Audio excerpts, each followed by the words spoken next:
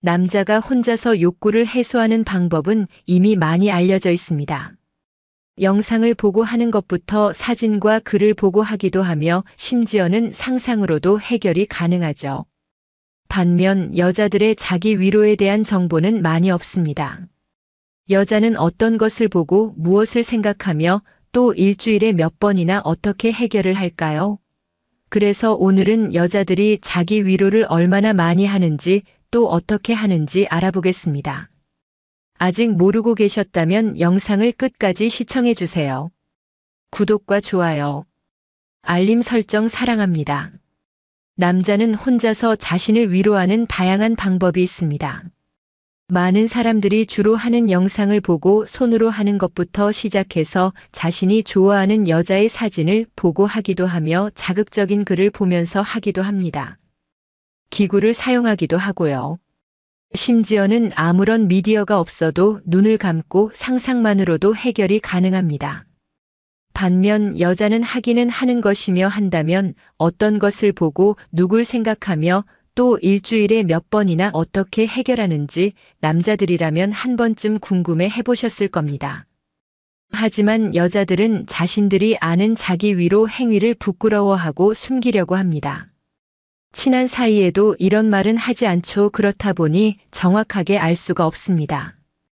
이와 관련해 터놓고 얘기하는 여성이 있다면 이상한 사람 취급을 받을 거예요. 오늘은 여자가 자신을 위로할 때 어떤 방식으로 어떻게 해결하는지 함께 알아보겠습니다. 먼저 얼마나 자주 하는지에 대해 알아보겠습니다. 글로벌 잭스토이 브랜드 우머나이저에서 12개국 성인 6,000명을 대상으로 실시한 남녀 간 자기 위로 횟수 격차에 대한 설문조사 결과를 발표했는데요. 한국 여성과 남성 간 자기 위로 횟수 격차가 전 세계적으로 가장 적다는 설문조사 결과가 나왔다고 합니다. 이 결과는 여성이 많이 해서 그런 것이 아니라 오히려 한국 남성이 다른 나라에 비해 적게 해서 그렇다고 해요. 다른 국가 남성의 일주일 자기 위로 횟수는 한 주당 4.4회였는데 한국 남성의 경우 주마다 자기 위로 횟수가 2.3회로 평균 횟수보다 절반가량 낮았다고 합니다. 다른 나라는 올바른 성교육과 성에 대한 인식이 개방적인 반면에 한국은 아시아권에 속해 성에 대해 폐쇄적이고 또 한국 사람들은 바쁘고 일에 치여 사는 경우가 많다 보니 그런 것 같습니다. 반대로 한국 여성의 경우 주당 평균 자기 위로 횟수는 6.7일에 한 번이었으며 12개국 평균 7.4일보다 높았다고 합니다.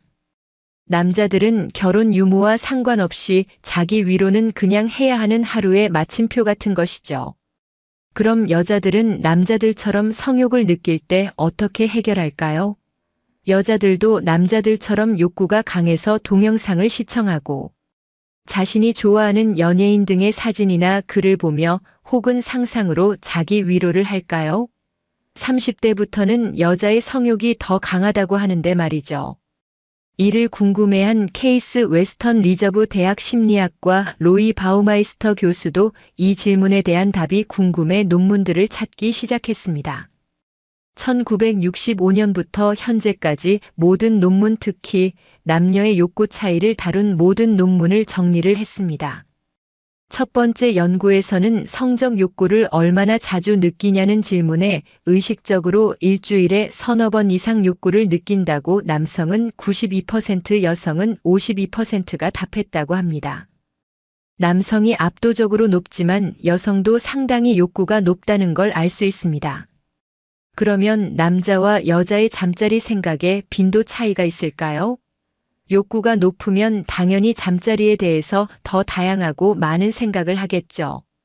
이와 관련된 연구에 따르면 매일 잠자리 생각을 한다라는 항목의 남자는 50%, 여자는 20%가 긍정적으로 대답을 했다고 합니다.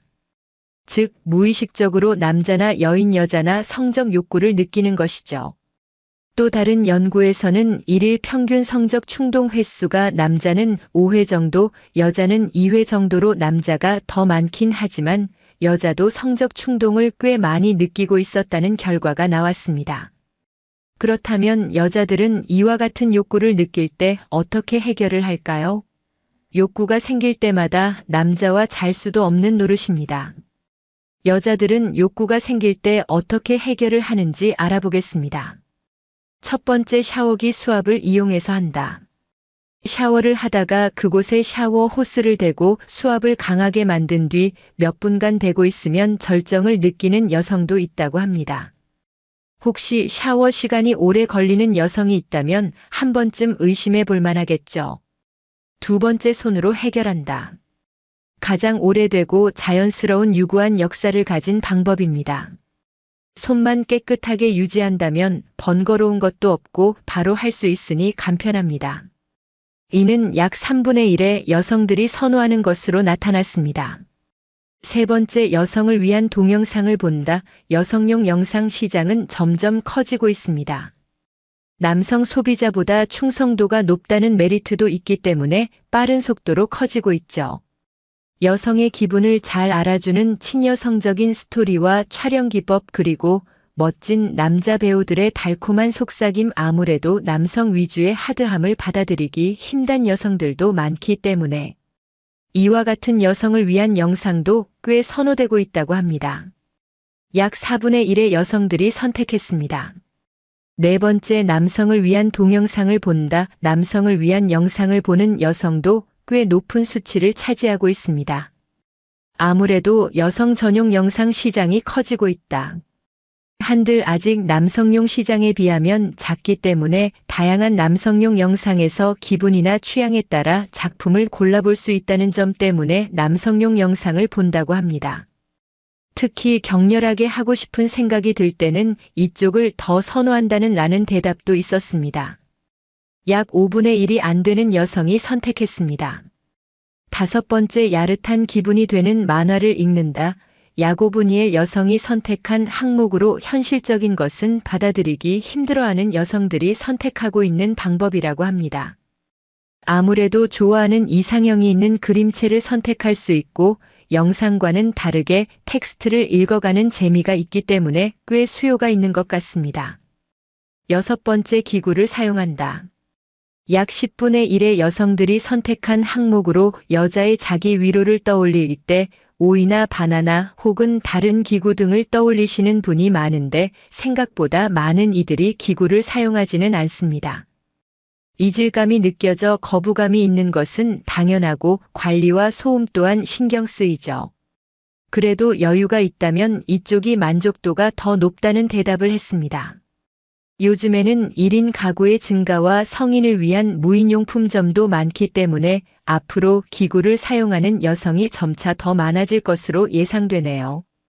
이외의 대답으로는 남성 취향의 이미지를 본다, 여성 취향의 이미지를 본다, 야릇한 기분이 되는 소설을 읽는다, 참는다 등등의 선택지가 있었습니다. 어떤가요? 남성과 비슷하면서도 조금씩 다른 점이 흥미롭지 않나요? 여성도 남성만큼은 아니지만 꽤 자주 성욕을 느끼며 이와 같이 다양한 방법으로 생각보다 자주 풀고 있음을 알 수 있었습니다. 여성의 자기 위로는 뇌에 흐르는 다양한 신경화학 물질을 생산해 건강에 좋습니다. 즐거움과 만족감을 주는 세로토닌과 도파민이 분비돼 우울증 예방이 되고 스트레스가 풀립니다. 그리고 엔도르핀과 옥시토신도 분비되어 친밀감과 애정의 감정 또한 느낄 수 있다고 합니다. 이 물질들은 고통에 대한 지각을 낮추며 스트레스를 해소하고 기분을 전환시켜주는 효과가 있다고 합니다. 살면서 스트레스를 받을 일이 많은데 스트레스를 혼자 풀 수 있는 좋은 방법이죠. 프로락틴이라는 수면과 연관된 호르몬의 분비를 도와 숙면을 취할 수도 있고요. 불면증 예방과 치료에도 도움이 되고 긍정적인 호르몬이 뿜어져 나오는 자기 위로 안 할 이유가 없겠죠. 자기 위로를 통해 오 선생을 못 만나도 너무 걱정하지 마세요. 아직 부끄럽고 창피하다는 감정과 자신의 몸에 대한 반응이 낯설고 익숙하지 않아서 그럴 수도 있습니다. 오늘은 여자들이 어떻게 얼마나 자주 욕구를 해결하는지에 대해서 알아봤습니다. 남성들과 비슷하면서도 조금씩 다르고 생각보다 많은 여성들이 욕구를 느끼고 다양한 방법들로 이미 해결하고 있었죠. 중년사랑위원회는 중년의 모든 사랑을 응원합니다.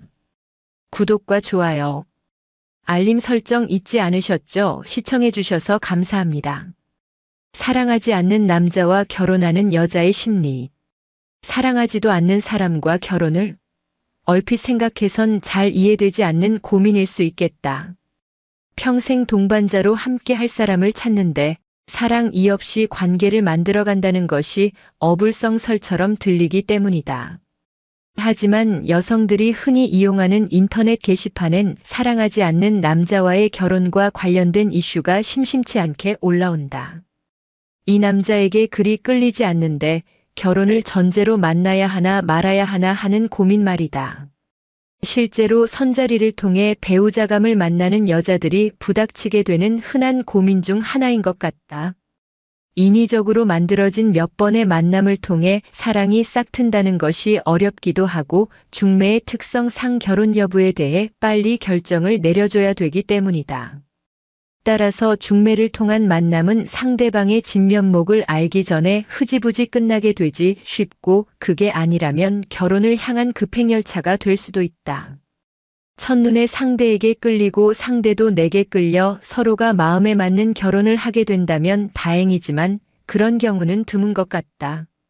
그래서 조건을 보고 배우자감을 만나는 중매의 특성상 스펙이 맞으니 만남을 지속하다 결혼을 결정하게 되는 경우가 꽤 있는 것 같다.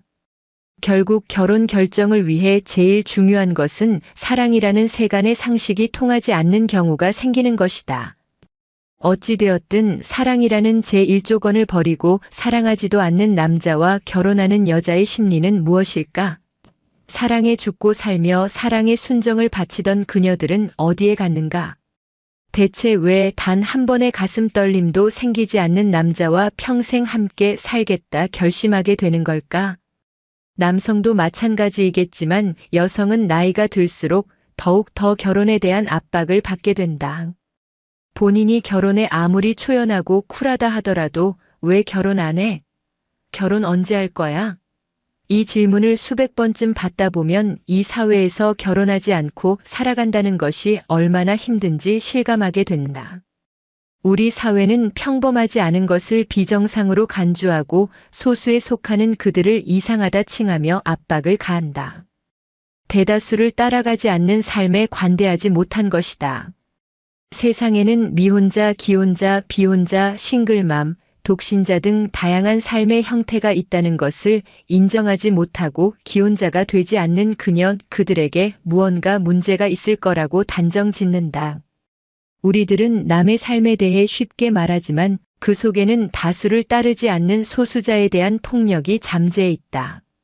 이런 사회적 압박은 여성이 20대 후반 즈음 시작되어서 한 살씩 더 나이 들수록 심해진다. 이런 압박 속에서 29이 되면 여자 스스로 내적인 위기가 찾아온다. 30이 되면 30대가 되면 자기 삶이 피폐해지거나 총체적인 변화가 올 것이라는 위기감을 느끼게 되는 것이다. 사실 30대의 삶이 그리 크게 변하는 것은 없는데도 나쁜 남편 만나 맘고생하며 사는 기혼의 삶이나 이혼녀의 살보다는 지금이 더 나을 수 있는데도 아직까지 결혼하지 못한 나는 뭔가 부족하고 문제가 있는 게 아닌가 하는 자기 의심을 품기 시작한다. 그러면서 남자들은 어리고 예쁜 여자만 찾는다는 주변의 이야기에 불안해지기 시작한다. 나는 이제 더 이상 여자로서 매력적이지 않은 걸까? 이렇게 나이 들수록 형편없는 남자한테 도매가의 세일까지 해서 팔려가는 건 아닐까 두려움이 스멀스멀 올라온다. 영영 결혼 못하고 말년에 가족도 없이 쓸쓸하게 죽어가는 모습이 상상되기도 한다. 아, 끔찍하다. 역시 빨리 결혼해야 하는 걸까? 그렇게 임자 없는 문 여성들은 소수자를 용서 못하는 현실에 등 떠밀려 벼랑 끝에 선 기분으로 결혼정보회사에 가입하곤 한다. 가입비 수백만 원을 내고 소등급 매기듯 학벌, 직업, 연봉, 집안, 재산 등으로 자신의 가치를 매긴 후 남성들의 프로필을 받다 보면 자존감은 더 내려간다. 그래, 나 별로구나. 왜 좀 더 어릴 때 여우같이 좋은 남자 꿰차지 못했을까? 이런 나를 좋아해 줄 남자가 있을까? 중매쟁이는 기왕이면 사자 들어가는 직업으로 만나게 해주겠다며 수백만 원을 요구하고 결혼하면 뭘지? 차? 병원? 해주실 수 있나요? 하며 노골적인 제안도 한다. 진열대의 상품이 되어 자신의 하자와 가치 없음을 몸으로 느끼고 보면 이제 누구든 나를 데려가 주기만 하면 고맙겠다 그런 생각까지 하게 된다. 정신적 가치인 사랑이 별로 낄 자리가 없는 것이다. 그렇게 여러 조건을 맞추어 한 번 만남에 수십만 원 내고 남자를 만나게 되면 세월이 더 흐르기 전에 어서 빨리 결혼해야 한다는 내적 압박과 결혼은 사랑보다 조건이다 세뇌시키는 사회적 압박에 혼란스러워지기 시작한다. 과연 뭘 기준으로 남편감을 골라야 하는 걸까? 죽고 못 살아 결혼했는데 무능력한 남편 때문에 바람 잘 날 없다 호소하는 결혼 선배 언니들의 조언은 더욱 더 여자를 흔든다. 남자 뭐 별거 있니? 살아보면 다 똑같아. 무엇보다 능력이야 능력. 살아보면 경제적으로 힘든 게 제일 힘들다 사랑. 사랑만 가지고는 못 살아. 그래서 남자가 조건이 괜찮으면 끌리지 않는데도 결혼을 고민하게 되는 것이다. 더욱이 남자가 자상하고 자신을 좋아해주며 결혼하자 조르면 정말 심각한 고민거리가 될 수 있는 거다. 이 남자와 살면 사랑받으면서 풍족하고 행복하게 살 것 같기는 한데 이런 남자 앞으로 만나기 힘들 것 같은데 단 하나 부족한 게 끌림. 놓치면 후회하지 않을까? 살다 보면 사랑이 생길까? 이런 고민 말이다. 사실 옛날 옛적 상대의 얼굴도 모른 채 부모의 뜻에 따라 결혼했던 우리 할아버지, 할머니들도 아기 낳고 알콩달콩 잘 살곤 했으니 결혼은 사랑이 필수여야 행복하다 그렇게는 말 못하겠다. 하지만 이런 고민에 댓글을 달아주는 사람들은 하나같이 그 결혼 다시 생각해보라 조언해주고 있었다. 본인이 그렇게 살고 있지만 너무나 공허하다면서 조건 때문에 헤어졌던 옛 애인에 대한 그리움에 가끔 잠을 이루지 못한다면서 이 결혼 물을 수 있다면 무르고 싶다면서 사랑 없이 시작했어도 세월이 가며 정이 쌓여 잘 살고 있는 부부들도 있으니 사실 이 문제의 정답은 없을 것이다. 하지만 사랑하지도 않는 남자와의 결혼이 고민된다면 한 발 물러서서 자기 마음을 들여다보면 좋겠다. 내가 결혼하려는 이유가 무엇인지, 혹시 두려운 현실에 대한 도피처로 결혼을 고려하는 건 아닌지, 결혼을 막연한 구원으로 생각한다면 심각한 착각일 테니 말이다. 결혼은 또다시 당신이 직면해야 할 현실이 될 것이고 싱글일 때는 생각지도 못했던 골치 아픈 문제들이 또다시 등장할 것이다. 그래서 부부에는 전우애라고 하지 않는가. 서로 의지하면서 인생의 고난들을 함께 헤쳐나가야 할 부부는 전우와 같은 그런 사이더라는 인생 선배들의 조언이 괜한 건 아니지 않겠는가.